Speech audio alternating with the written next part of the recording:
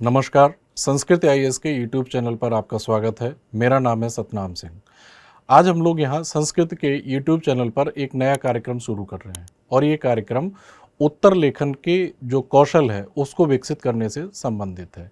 इस कार्यक्रम के दो भाग हैं। पहले भाग में हम लोग एक अच्छा उत्तर लिखने के लिए सामान्य रूप से किन किन बातों का ध्यान रखा जाना चाहिए उनकी चर्चा करेंगे और इस कार्यक्रम के दूसरे भाग के रूप में हम लोग प्रतिदिन किसी एक बच्चे द्वारा लिखे गए उत्तर की यही बोर्ड पर ही हम लोग समीक्षा करेंगे, उसका मूल्यांकन करेंगे और हम ये समझेंगे कि यदि किसी बच्चे को अच्छे अंक मिल रहे हैं तो उसे अच्छे अंक किस वजह से मिल रहे हैं, या किसी बच्चे को अगर कम अंक मिल रहे हैं तो हम ये समझेंगे कि उस बच्चे द्वारा क्या कमी रह गई उस उत्तर को लिखने में जिससे कि उसे कम अंक मिल रहे हैं। तो प्रतिदिन हम लोग अगले भागों में प्रतिदिन एक बच्चे द्वारा लिखे गए एक उत्तर के माध्यम से हम लोग यहाँ पर उसका मूल्यांकन करेंगे और समझेंगे कि क्या क्या कमियां रह गई हैं, या अगर अच्छे मार्क्स मिले तो ये समझेंगे कि उसने क्या ऐसा अच्छा लिखा था जिसकी वजह से उसे ज़्यादा मार्क्स मिले। तो इस कार्यक्रम का उद्देश्य बच्चों में या सिविल सेवा की तैयारी करने वाले अभ्यर्थियों में जो उत्तर लिखने की क्षमता है उसका विकास करना है।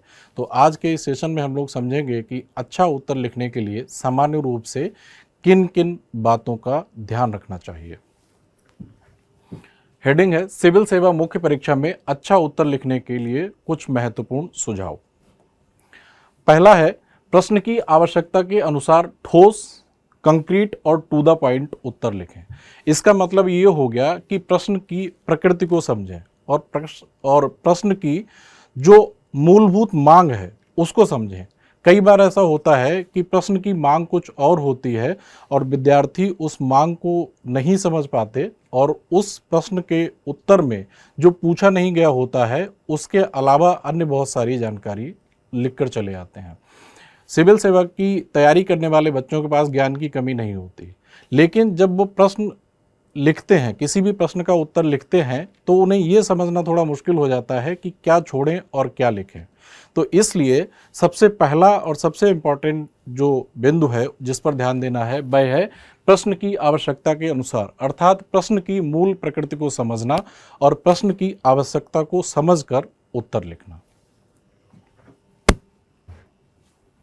दूसरा है उत्तर की संरचना, जिसमें परिचय अर्थात इंट्रोडक्शन, दूसरा हो गया मुख्य भाग और तीसरा हो गया निष्कर्ष पर अवश्य ध्यान दें। यहाँ पर तीन चीज़ें हैं लिखी हुई कि पहला हो गया इंट्रोडक्शन अर्थात भूमिका या प्रस्तावना, दूसरा हो गया मुख्य भाग और तीसरा हो गया निष्कर्ष। किसी भी उत्तर को लिखने के लिए आप लोगों को इन तीन चीज़ों पर ध्यान देना चाहिए। यहाँ एक बात ये ध्यान रखने वाली है कि जब आप उत्तर लिखते हैं तो हेडिंग डालकर परिचय या निष्कर्ष ना लिखें। आप लोग सीधे सीधे पैराग्राफ में इंट्रोडक्शन या भूमिका की शुरुआत कर सकते हैं और उसके बाद मुख्य जो भाग है उसमें उत्तर लिखें और तीसरा कंक्लूजन लिखें। यहाँ पर एक बात ध्यान रखने वाली है कि इंट्रोडक्शन या भूमिका और मुख्य भाग और निष्कर्ष के बीच में एक निश्चित अनुपात होना चाहिए। जैसे मान लीजिए अगर 150 शब्दों में किसी प्रश्न के उत्तर को पूछा गया है, तब आप लोगों का जो भूमिका और निष्कर्ष का जो अनुपात है वह थोड़ा छोटा होना चाहिए मुख्य भाग की तुलना में। अगर मान लीजिए 250 शब्दों में पूछा गया है तो उसी के अनुरूप परिचय या भूमिका और निष्कर्ष में शब्दों की संख्या थोड़ी सी बढ़ जानी चाहिए, लेकिन अधिक शब्द मुख्य भाग में ही होंगे। अब यहाँ पर एक प्रश्न ये भी आ सकता है कि मुख्य भाग में जब हम उत्तर लिखें तब उसे पैराग्राफ में लिखें या पॉइंट्स में लिखें। इसके लिए एक सामान्य मानदंड ये होता है कि जिस प्रश्न में विश्लेषण की अधिक मांग की गई हो उस प्रश्न के उत्तर को पैराग्राफ में लिखना चाहिए, और जिस प्रश्न में लिस्टिंग की मांग की गई हो, सूची की मांग की गई हो, या जिस प्रश्न में तथ्यों की अधिकता अधिक हो, जिस प्रश्न की प्रकृति ऐसी हो कि उसमें तथ्यों की अधिक मांग की गई हो, तो उसे पॉइंट वाइज लिखना चाहिए। ये सामान्य सा मानदंड होता है। तीसरा है प्रस्तुति में। प्रस्तुति का मतलब है प्रेजेंटेशन में आंसर को कैसे प्रेजेंट करें। तो प्रेजेंटेशन में मानचित्र, फ्लो चार्ट, आरेख, डायग्राम आदि आवश्यकता अनुसार समाविष्ट करें। यहाँ पर ये बात ध्यान रखने वाली है आवश्यकता अनुसार। अगर आप लोगों को आवश्यकता नहीं लग रही है कि जहाँ पर मान लीजिए कोई सोशल इश्यूज से रिलेटेड कोई ऐसा प्रश्न पूछा गया है कि जहाँ पर कोई डायग्राम या कोई फ्लो चार्ट, मैप वगैरह इंसर्ट नहीं किया जा सकता, गंभीर विश्लेषण की मांग की गई है, तो वहाँ पर आप लोगों को कोई मैप या फ्लो चार्ट अननेसेसरी इंसर्ट नहीं करना चाहिए। लेकिन अगर आप लोग भूगोल का कोई क्वेश्चन अटेम्प्ट कर रहे हैं, मान लीजिए भारत के संदर्भ में पूछा गया है कि भारत में वर्षा के वितरण को समझाइए, तो उस संदर्भ में आप लोगों को मानचित्र अवश्य देना चाहिए। तो इस प्रकार से जहाँ पर भी आप लोगों को लग रहा है कि फ्लो चार्ट डायग्राम से बात ज़्यादा अच्छे तरीके से बन सकती है, तो वहाँ पर आप लोगों को फ्लो चार्ट, डायग्राम या मैप वगैरह इंसर्ट करना चाहिए। लेकिन जहाँ पर ज़रूरत नहीं है, तो वहाँ पर अनावश्यक रूप से कोई फ्लो चार्ट या डायग्राम बनाना नहीं चाहिए। इन मानचित्रों, फ्लो चार्ट और आरेख बनाने से सुविधा हो जाती है एग्जामिनर को भी, और सुविधा हो जाती है उस विद्यार्थी को भी या उस अभ्यर्थी को जिसे उत्तर लिखना है। इसमें फ़ायदा क्या होता है कि कम समय में और कम शब्दों में आप अधिक बातें समझा पाते हैं एग्जामिनर को, और एग्जामिनर को भी सुविधा हो जाती है कि उसे मैप, फ्लो चार्ट या डायग्राम वगैरह देखकर ही समझ में आ जाता है कि बच्चे को इस प्रश्न के उत्तर की सही और सटीक जानकारी है। तो थोड़ी सी सुविधा हो जाती है एग्जामिनर को, और वो आप लोगों को कुछ अच्छे नंबर या कुछ आधा एक नंबर बढ़ा कर दे देता है, वैल्यू एडिशन हो जाता है आपके उस उत्तर का इन सारी चीज़ों को इंसर्ट करने से। लेकिन ये ध्यान रखने वाली बात है कि जहाँ पर ज़रूरत नहीं है, तो वहाँ पर अनावश्यक रूप से ओवर स्मार्टनेस ना दिखाएं एग्जामिनर को, उसका नकारात्मक प्रभाव भी हो सकता है। एक है ये बड़ा अच्छा, और बहुत ही अभी तक जितनी बातें हम लोगों ने समझी उनमें सबसे इंपॉर्टेंट बात यही है, प्रासंगिक तथ्यों, रिलेवेंट फैक्ट्स, उपयुक्त उदाहरणों, समसामयिक घटनाओं, करंट अफेयर से संबंधित अगर कोई मान लीजिए कोई उदाहरण मिल रहा है, आप लोग अगर अपने उत्तर को लिख रहे हैं और उत्तर को लिखते समय आपने मान लीजिए 4-5 पॉइंट्स ढूंढ लिए किसी प्रश्न को उत्तर को लिखने में, तो आपने केवल 4-5 बातें लिख दी और जनरलाइज्ड करके वे बातें लिखी, जनरल कमेंट्स लिख दिए, सामान्य सी बातें लिख दी, तो इससे क्या होगा, आपको जो मार्क्स मिलेंगे वो जनरल मार्क्स ही मिलेंगे। मान लीजिए 10 नंबर का अगर क्वेश्चन है, तो उम्मीद करता हूँ कि अगर आपने 5-6 कमेंट लिख दिए, अगर शब्द सीमा का भी ध्यान रखा और सामान्य से कमेंट लिख दिए, तो मान के चलिए कि आपको 3, 3.5, 4 नंबर तक मिल जाएंगे। लेकिन जब आप उन्हीं कमेंट्स को रिलेवेंट फैक्ट से आप पुष्ट कर देते हैं, जब आप उसे सब्सटेंशिएट कर देते हैं, तो आपका उत्तर अधिक प्रभावी हो जाता है और ऐसी स्थिति में आपको अच्छे नंबर मिलते हैं।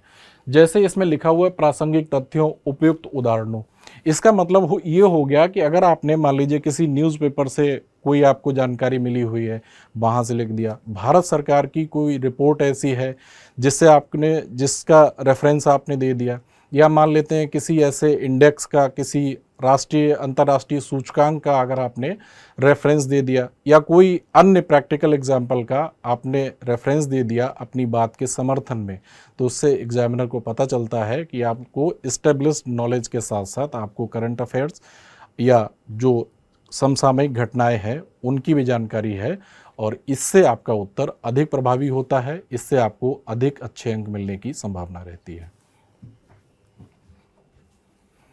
दी गई शब्द सीमा का ध्यान रखें। मैंने काफ़ी एनालिसिस किया, कुछ स्टेट पीसीएस के पेपर्स देखे और यूपीएससी के भी सामान्य अध्ययन के पेपर्स देखे, तब मैंने देखा है कि यूपीएससी में जो अभी हाल का ट्रेंड है उसमें सामान्य अध्ययन के जो पेपर होते हैं 1 से लेकर 10 तक के लिए 150 शब्द, और 11 से लेकर 20 तक के जो क्वेश्चंस होते हैं उनमें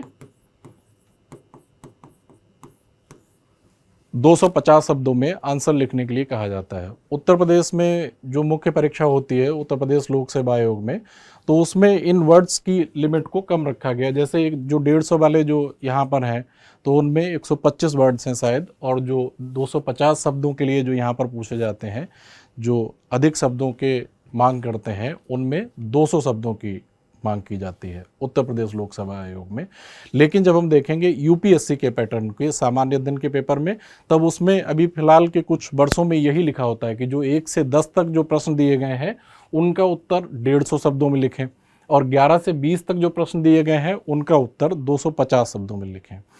एक बात यहाँ पर ध्यान देने वाली ये है कि ना तो लिखने वाला शब्दों की संख्या को गिनता है और ना ही एग्जामिनर कॉपी चेक करने वाला शब्दों की संख्या को गिनता है। लेकिन जो परीक्षार्थी होता है, जो विद्यार्थी होता है लगातार अभ्यास करते करते उसे ये समझ में आ जाता है कि जो बात वह लिख रहा है वह कितने शब्दों में पूरी हो रही है। और एग्जामिनर क्योंकि बहुत अनुभवी होते हैं इसलिए वह पेज को देखकर ही समझ लेते हैं कि इस उत्तर में लगभग कितने शब्द हैं। तो यहाँ पर एक बात तो ध्यान रखने वाली है कि आप लिखते समय एक एक शब्द को गिन नहीं सकते और ना ही एग्जामिनर गिनता है, लेकिन अभ्यास से आप लोगों को अंदाजा हो जाएगा कि आपका उत्तर कितने शब्दों में जा रहा है। एक बात तो ये हो गई। दूसरी बात ये है कि इसमें मान के चलिए कि 10-15% तक प्लस माइनस की गुंजाइश रहती है।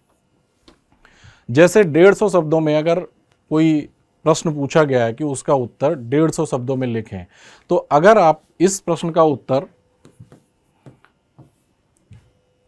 पूछा गया है 150 शब्दों में, अगर इसका उत्तर आप 130-35 वर्ड से लेकर और 170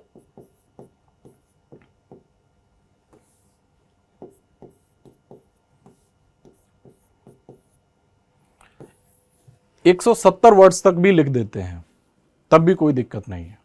मान लीजिए 15-20 वर्ड्स कम रह गए या 15-20 वर्ड्स ज़्यादा हो गए तो इससे ऐसा कोई बड़ी समस्या नहीं होने जा रही है, क्योंकि जो 150 वर्ड्स की जो लिमिट दी गई थी वह लिमिट एक अनुमान के आधार पर लिखी जाती है, क्योंकि जो बच्चा लिख रहा होता है वो एक एक शब्द को नहीं गिनता है। लेकिन जब आप लंबे समय तक अभ्यास लगातार करते रहेंगे तब आपको ये अंदाज़ा हो जाएगा कि आपका उत्तर लगभग कितने शब्दों में है। तो ये जो लिखी गई है वर्ड लिमिट 150 शब्द या 250 शब्द, इसमें मान के चलिए कि 10-15% तक की प्लस माइनस की फ्लेक्सिबिलिटी होती है। लेकिन आप लोग ऐसा ना करें कि जैसे 130 से लेकर अगर आप 170 के बीच में वर्ड्स में लिखते हैं तब तो बात सही है, लेकिन ऐसा ना करें कि 150 वर्ड्स में लिखने के लिए कहा गया है आपने 200 से अधिक वर्ड्स लिख डाले। इसके दो नेगेटिव इम्पैक्ट होंगे। पहला ये होगा कि अगर आप लोग 150 शब्दों वाले प्रश्नों के उत्तर 200 शब्दों में लिखेंगे तो इससे ये होगा कि आपकी जो कॉपी में 20 क्वेश्चन पूछे गए हैं आप सारे उत्तर नहीं लिख पाएंगे, क्योंकि जब आप प्रत्येक क्वेश्चन में 50-50 वर्ड्स मान लीजिए अगर अतिरिक्त लिखते चले जाएंगे तो आप लोग अंत में पूरी कॉपी के या उस कॉपी में जितने भी क्वेश्चन हैं सबको अटेम्प्ट नहीं कर पाएंगे। एक तो समस्या ये हो जाएगी। दूसरी चीज़ है कि जब आप 150 शब्दों के उत्तर को 200 से अधिक शब्दों में लिखेंगे तो उससे एक नेगेटिव इम्पैक्ट ये जाता है कि आप कम शब्दों में अधिक बात कहने का कौशल आपके पास नहीं है। तो इन दो चीज़ों से बचने के लिए ये ज़रूरी है कि आप शब्द सीमा का ध्यान रखें। शब्द सीमा का ध्यान रखने का मतलब ये भी नहीं है कि अक्षर सा पहले आपने जो उत्तर लिख लिया है फिर आपके वर्ड्स आप काउंट करें बैठकर, ऐसा भी नहीं करना है। 10-15% तक की फ्लेक्सिबिलिटी होती है और इसमें कोई बड़ी समस्या नहीं होती है। आप लगातार अगर अभ्यास करते रहेंगे तो जो वर्ड लिमिट है उसको भी फॉलो करना सीख जाएंगे। समय प्रबंधन। लिखने की गति तेज होनी चाहिए और सभी प्रश्नों का उत्तर दें। मैंने सामान्य अध्ययन के कई क्वेश्चन पेपर्स को देखा है ध्यान से। तो अभी जैसा कि मैं पहले ही बता चुका हूं कि यूपीएससी के 1 से लेकर 10 क्वेश्चंस तक लिखा होता है 150 वर्ड्स और 11 से लेकर 20 तक लिखा होता है 250 वर्ड्स। तो इस तरीके से देखें अगर हम लोग, और सारे क्वेश्चंस को अटेम्प्ट करना होता है, 20 क्वेश्चंस को अटेम्प्ट करना होता है, जिनमें पहले 10 क्वेश्चन जो होते हैं वे 150 वर्ड्स में लिखने होते हैं और बाद के जो 10 क्वेश्चंस होते हैं वे 250 वर्ड्स में लिखने होते हैं। तो अगर जब आप कैलकुलेट करेंगे तो आपके पास हो जाएंगे 4000 वर्ड्स। इसका मतलब है कि सामान्य अध्ययन के एक कॉपी को लिखने में आपको 4000 वर्ड्स लिखने पड़ेंगे और इन 4000 वर्ड्स को लिखने के लिए आपको समय मिलता है 3 घंटे का। यहाँ पर एक बात ये भी ध्यान रखने वाली है कि एक दिन में 2 पेपर होते हैं। तो इसका मतलब हो गया कि जो फर्स्ट मीटिंग में पेपर होता है उसमें भी आपको 3 घंटे में 4000 शब्द लिखने हैं और जो सेकेंड मीटिंग में जो पेपर होता है उसमें भी 3 घंटे में आपको 4000 वर्ड्स लिखने हैं। इसका मतलब ये हुआ कि आप लोगों की राइटिंग प्रैक्टिस इतनी ज़्यादा होनी चाहिए कि आप लोग 3 घंटे में 4000 वर्ड्स आसानी से लिख पाएँ। इससे क्या होगा कि आप पूरा क्वेश्चन पेपर अटेम्प्ट कर पाएंगे और दिन भर में आपकी क्षमता ये होनी चाहिए कि आप 6 घंटे में और 8,000 वर्ड्स लिख पाएँ 2 मीटिंग्स में। क्योंकि जो पेपर होता है उसके बीच में गैप नहीं होता। ऐसा नहीं होता कि आज एक पेपर हुआ, फिर 3-4 दिन के बाद दूसरा पेपर होगा। एक दिन में ही 2 पेपर होते हैं। तो दिन भर की कैपेसिटी आपकी होनी चाहिए कि 6 घंटे में 2 शिफ्ट में आप लोग 8,000 वर्ड्स लिख सकें। ये 4,000 वर्ड्स कहने को हैं, लेकिन जब आप क्वेश्चंस को अटेम्प्ट करेंगे तो इनकी संख्या थोड़ी बढ़ ही जाएगी। तो इसलिए मैं आप लोगों को सलाह दूंगा कि आपकी राइटिंग स्पीड अच्छी होनी चाहिए। अगर आप मान लेते हैं कि आपने बहुत अच्छा अध्ययन किया है, किसी कॉन्सेप्ट को बहुत अच्छे से समझ भी लिया है और आप लिखना भी चाह रहे हैं, लेकिन अगर आपकी राइटिंग स्पीड थोड़ी कम है, तब उससे आप लोग पूरा उत्तर नहीं लिख पाएंगे या उस कॉपी के जो सभी प्रश्न होंगे उनको अटेम्प्ट नहीं कर पाएंगे। ये समस्या आपके सामने आएगी। तो इसलिए राइटिंग स्पीड भी बहुत ज़रूरी है। एक बात तो ये राइटिंग स्पीड से संबंधित है। दूसरी बात एक और यहाँ पर ध्यान रखने वाली बात है कि जब भी स्टूडेंट को, एस्पिरेंट को कॉपी मिलती है तो वह पहले के 3-4-5 क्वेश्चंस तो वह बहुत अच्छे से लिखने की कोशिश करता है, बहुत सजा सजा के लिखने की कोशिश करता है और इस कोशिश में उसका थोड़ा सा समय अतिरिक्त लग जाता है और इस अतिरिक्त समय की भरपाई तो हो नहीं सकती क्योंकि टाइम लिमिटेड है और आपको और भी क्वेश्चंस अटेम्प्ट करने हैं। तो इसका एक नुकसान ये होता है कि जो बाद वाले क्वेश्चंस होते हैं उनके लिए कम समय मिलता है। तो उनके लिए कम समय मिलने से एक तो आपकी राइटिंग भी बिगड़ती चली जाती है, दूसरी चीज़ है कि आपके सोचने की क्षमता थोड़ी इस तरह से प्रभावित हो जाती है कि बाद में जब कम टाइम बचता है बाद के प्रश्नों का उत्तर लिखने के लिए, तो जो कंटेंट होता है वह भी डिग्रेड हो जाता है, उसकी भी गुणवत्ता प्रभावित होती है। इसलिए अपने लिखने की और अपने सोचने की क्षमता को बढ़ाएं, लिखने की स्पीड पर विशेष ध्यान दें। एक बात और मैं बता दूं समय के प्रबंधन के संदर्भ में कि मान लेते हैं कि शुरुआती क्वेश्चंस जो हैं आपने काफ़ी अच्छे से लिख दिए और मैं ये भी मान लेता हूं कि शुरुआत के 4-5 क्वेश्चंस में अगर आपको आधा एक नंबर ज़्यादा मिल भी गया उस अतिरिक्त प्रयास करने के चक्कर में, लेकिन आपने समय इतना ज़्यादा ले लिया कि मान लेते हैं कि अंत में 15 नंबर का एक क्वेश्चन पूरा छूट गया, तब आप देखेंगे कि 4-5 क्वेश्चंस का फ़ायदा करने के चक्कर में आपने 15 अंक गंवा दिए। इसलिए शुरू से ही अपनी राइटिंग स्पीड को तेज़ रखें और अंत तक आपको ये ध्यान रखना है कि अगर 20 क्वेश्चन आपको अटेम्प्ट करने हैं, 20 क्वेश्चंस का उत्तर आपको लिखना है, तो कोई भी प्रश्न छूट ना पाए। आपको सभी प्रश्न अटेम्प्ट करने चाहिए कि 2-4 क्वेश्चंस को बहुत ज़्यादा अच्छा लिखने के चक्कर में आप किसी भी हिस्से को छोड़ ना दें, किसी भी हिस्से को या किसी क्वेश्चन को छोड़ें ना। यहाँ पर आ जाते हैं अब भाषा, अभिव्यक्ति एवं प्रस्तुतिकरण से संबंधित कुछ अन्य बिंदु। भाषा, लैंग्वेज, अभिव्यक्ति का मतलब है आर्टिकुलेशन और प्रस्तुतिकरण का मतलब है प्रेजेंटेशन से संबंधित कुछ बिंदु। यहाँ पर मैंने कुछ बिंदु ऐसे लिखे हैं जो आपको देखने में छोटी छोटी बातें लग सकती हैं, लेकिन ये छोटी छोटी बातें काफ़ी मोटी बातें हैं। इनसे एग्जामिनर के माइंड सेट पर बड़ा सकारात्मक प्रभाव पड़ता है और जब सकारात्मक अभिवृत्ति से प्रेरित होकर कोई एग्जामिनर किसी बच्चे की कॉपी चेक करता है तो उसके हाथ से आधा एक नंबर, या कहना चाहिए कि एक कॉपी में कुछ अतिरिक्त नंबर मिल ही जाते हैं। देखते हैं, पहले एक नज़र डाल लेते हैं। भाषा सरल, सहज और औपचारिक होनी चाहिए। कुछ लोग उत्तर लिखते हैं तो कुछ लोग, जैसे मान लीजिए किसी का अगर हिंदी साहित्य विषय है तो वह बच्चा हिंदी मीडियम में लिखते समय बहुत ही जटिल साहित्यिक शब्दों का प्रयोग करेगा। तो ऐसे सामान्य अध्ययन के उत्तर को लिखते समय बहुत जटिल शब्दों का प्रयोग नहीं करना है। या अगर आपको कोई ऐसा शब्द लग रहा है, तकनीकी शब्द है, जटिल शब्द है जो आपको लिखना ही है, तो उसके साथ में ब्रैकेट में आप रोमन स्क्रिप्ट में, इंग्लिश में भी उसके साथ में लिख दें। और दूसरा है कि भाषा सरल होनी चाहिए, सहज होनी चाहिए, आसानी से एग्जामिनर के बात समझ में आ जाए। एक लिखा हुआ है औपचारिक भाषा। इसका मतलब ये हो गया कि किसी क्षेत्रीय भाषा का, क्षेत्रीय जो बोलियों में प्रचलित शब्द हैं उनको आप लोग ना लिखें। जो औपचारिक स्टैंडर्ड एक मानक जो भाषा होती है उन्हीं शब्दों को लिखें जो मानक भाषा में शामिल होते हैं। बर्तनी, स्पेलिंग संबंधी त्रुटियां ना करें। मैंने अभी आप लोगों से कहा और चर्चा की कि आप लोगों को सामान्य अध्ययन के एक पेपर में लगभग 400 शब्द लिखने पड़ेंगे। तो 400 शब्द लिखेंगे जब आप, तो हो सकता है कि 400 शब्दों में 8-10 गलतियां आपसे स्पेलिंग की हो जाएं, ऐसा सामान्य है और इस पे कोई बड़ी बात भी नहीं हो जाती। लेकिन अब ऐसा ना करें कि पता चला कि आपने 100 शब्द लिखे हैं, उन 100 शब्दों में से 10, 12, 15 शब्द ऐसे हैं जिनकी स्पेलिंग गलत लिखी हुई, तो इससे बड़ा नकारात्मक प्रभाव जाता है एग्जामिनर पर। तो आप लोग स्पेलिंग की जो मिस्टेक्स हैं उनको मिनिमाइज करने की कोशिश करें। वाक्य संरचना सही होनी चाहिए कि आप जो भी वाक्य लिख रहे हैं वह अपनी बात को स्पष्ट तरीके से समझा पाए एग्जामिनर को। कई लोग इस तरीके से वाक्य लिखते हैं कि कुछ चीज़ें छूट जाती हैं और बात अधूरी रह जाती है, तो वाक्य संरचना पर भी ध्यान देना चाहिए।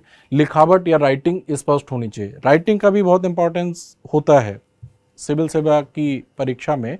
जैसे आप लोग खुद ही साइकोलॉजिकली सोचिए कि आपको अगर एक कॉपी दी जाए जिसमें बार बार कटिंग की गई हो, स्पेलिंग की भी मिस्टेक की गई हो, राइटिंग भी बड़ा गंदा हो, और एक कॉपी आपको दी जाए जिसमें राइटिंग भी साफ़ सुथरा है, कटिंग भी नहीं है और स्पेलिंग की भी या गलतियां नहीं हैं, तो आप लोग खुद ही सोचिए कि अगर आपको ही कॉपी चेक करने की दी जाए तो आप किसको ज़्यादा नंबर देंगे। सीधी सी बात है कि जिसकी राइटिंग अच्छी है, गलतियां कम हैं, कटिंग कम है, स्पेलिंग की एरर्स जिसमें कम है, उसको आप हो सकता है कि एक उत्तर में कंटेंट समान होने पे भी हो सकता है कि आप आधा नंबर ज़्यादा दे दें। तो इन सारी चीज़ों का अगर आप ध्यान देंगे, ये छोटी छोटी बातें हैं, लेकिन अगर इनका भी अगर ध्यान रखेंगे तो आपको प्रत्येक उत्तर में हो सकता है कि कुछ ज़्यादा नंबर मिल जाए, कुछ अधिक नंबर मिल जाए। और जहाँ पर कट थ्रोट कंपटीशन होता है वहाँ पर एक एक नंबर काफ़ी मायने रखता है। काटने, कटिंग और ओवर राइटिंग से बचें।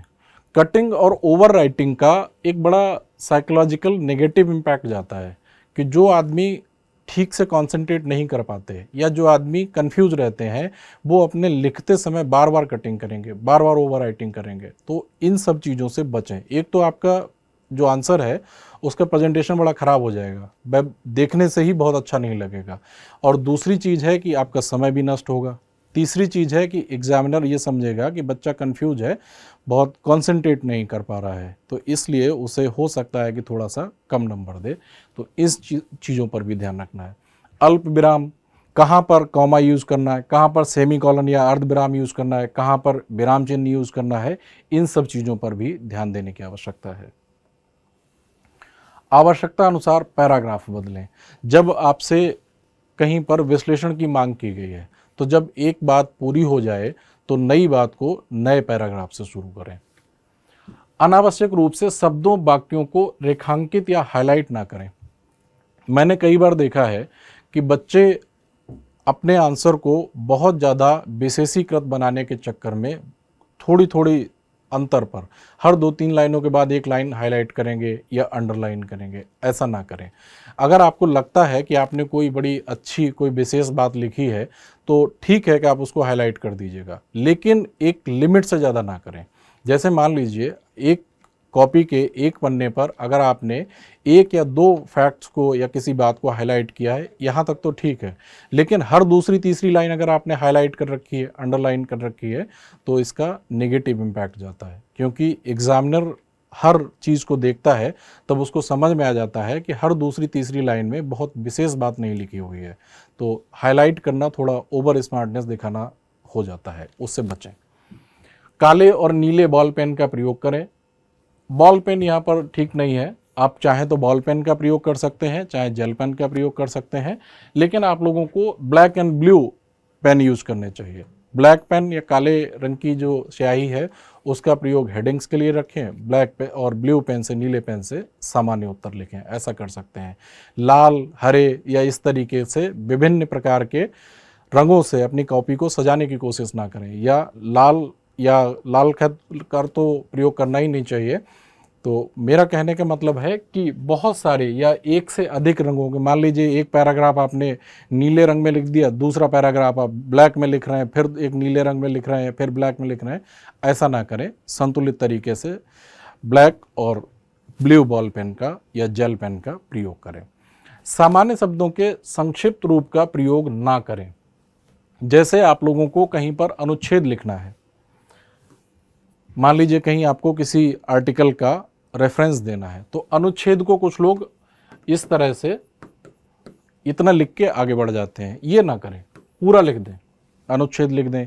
या मान लीजिए भारतीय दंड संहिता कहीं पर लिखना है तो कुछ लोग यहाँ पर भारतीय दंड संहिता को इस तरह से संक्षेप में लिखते हैं, ऐसा ना करें। हालांकि कई बार ऐसा हो सकता है कि किसी उत्तर को लिखते समय और इस तरीके के सार्वजनिक वितरण प्रणाली हो गया, भारतीय दंड संहिता हो गया, तो आपको कई बार आपको रिपीट करना पड़ रहा है। तो हो सकता है कि आपको अगर जब कई बार रिपीट करना पड़े तो संक्षेप में 1-2 बार तो चल जाएगा, लेकिन शुरू से और अंत तक आपने अगर शॉर्ट फॉर्म यूज़ की गई है तो ये ठीक नहीं होगा।